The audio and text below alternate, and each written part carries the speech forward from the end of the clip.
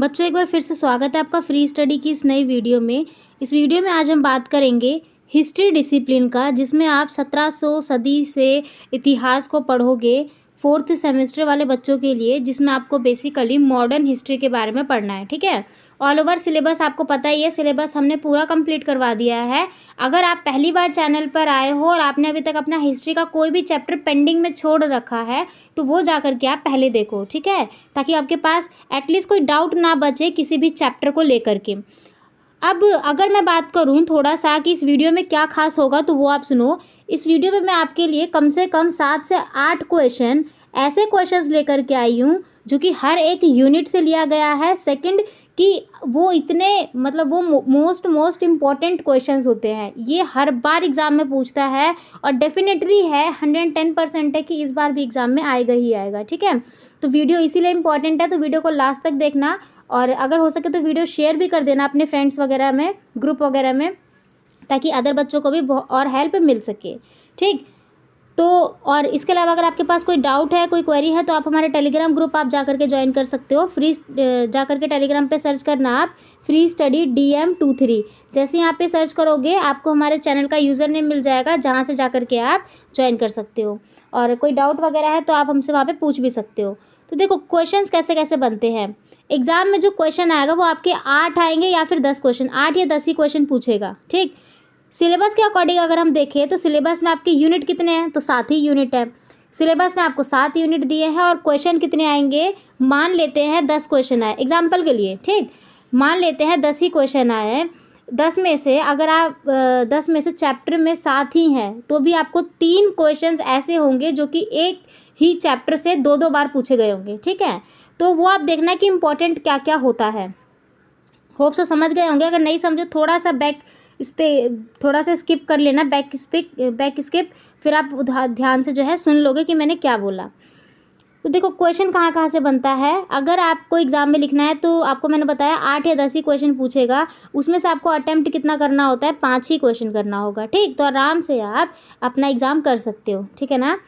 18वीं सदी में क्वेश्चन देखो, 18वीं सदी में भारत की सामाजिक राजनीतिक परिस्थिति ने ब्रिटिश सरकार का भारत को उपनिवेश बनाना आसान कर दिया। यानी कि इसमें ये नहीं बोला है भारत की सामाजिक और राजनीतिक स्थिति बताओ, इसने ये बोला है कि इस स्थिति के चलते ही भारत पर ब्रिटिश का राज हुआ। तो ये आपको ध्यान से क्वेश्चन पढ़ करके बताना है। अगला प्रश्न देखो, आधुनिक भारतीय इतिहास में प्लासी और बक्सर के युद्ध को बताना है। ठीक, ये भी मोस्ट इंपॉर्टेंट है। इससे पहले भी मैंने 2-3 वीडियो करवा रखी है, तो वहाँ पे भी ये क्वेश्चन देखा ही था। भारत में ब्रिटिश सरकार द्वारा लागू करी गई भू राजस्व नीति के विविध विशेष तत्व बताने हैं। अगला प्रश्न, भारत में जो 1857 का विद्रोह हुआ था वो एक आकस्मिक विस्फोट नहीं था, यानी कि बिल्कुल अचानक से नहीं हुआ था, सोची समझा एक प्लान था, एक साजिश थी। तो वो आपको बताना है क्या ये सही है।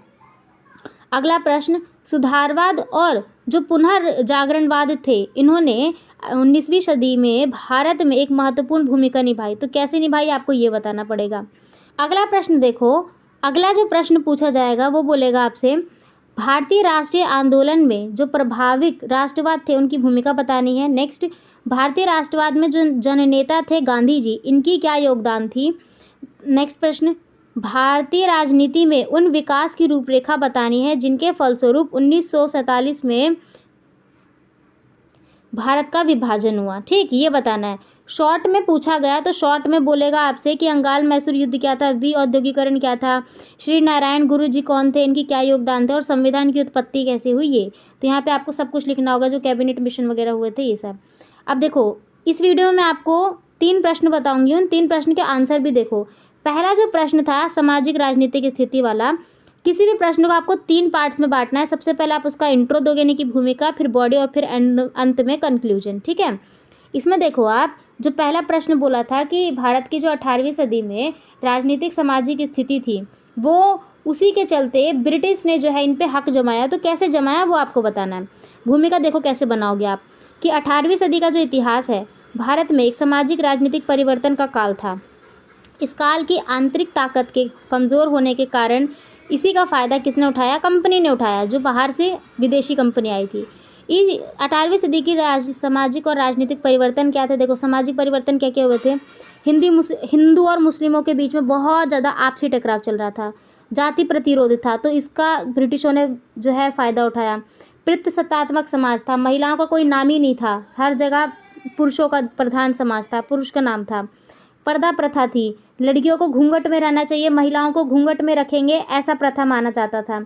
सती प्रथा होती थी कि अगर किसी भी वैवाहिक स्त्री चाहे पुरुष का शादी के बाद अगर उसके पुरुष की मृत्यु हो जाती है तो पत्नी को भी उसकी चिता में जिंदा जला दिया जाता था। तो सती प्रथा बहुत ज़्यादा प्रचलित थी वहाँ पे। बाल विवाह हो जाता था, 13-14 साल की लड़कियों का बचपन में ही शादी करवा दी जाती थी। तो इन सब का जो है ब्रिटिशों ने फ़ायदा उठाया।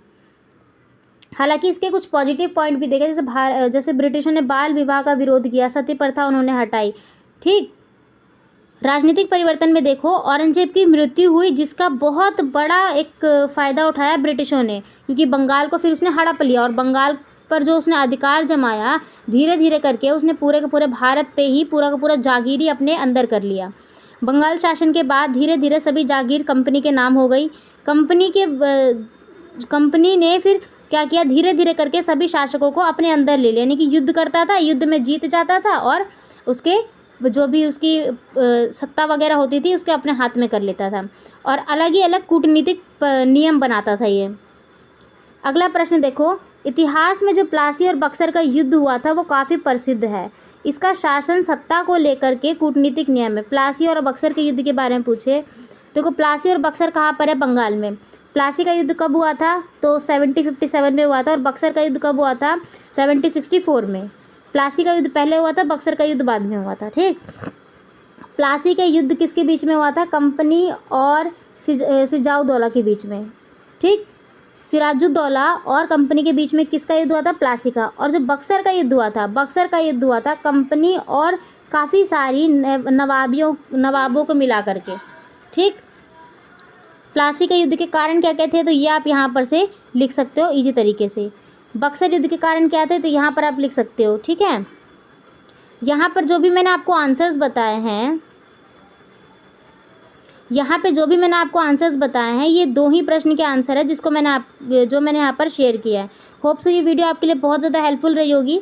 मिलते हैं अब नेक्स्ट वीडियो में। अगर आपके पास कोई ऐसा प्रश्न है जिसका आप एक सही सल्यूशन, एक आंसर नहीं लिख पा रहे हो, तो आप हमें या तो वो क्वेश्चन कमेंट बॉक्स में बताओ या फिर वो हमें टेलीग्राम पे मैसेज करके बताओ। डेफिनेटली है कि हम उसका आंसर आपको ज़रूर प्रोवाइड करवाएंगे।